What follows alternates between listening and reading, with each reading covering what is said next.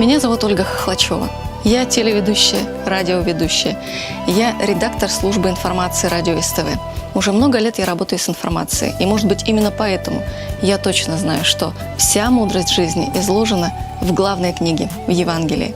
Притча о неразумном богаче. У одного богатого человека уродилась пшеница. И он задумался, как мне теперь быть? Некуда складывать зерно.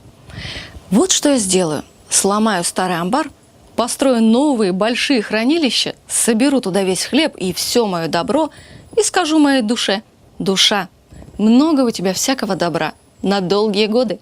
Покойся, ешь, пей и веселись. Но Бог сказал ему: безумный, в эту ночь душу у тебя твою отнимут. Кому же достанется то, что ты заготовил?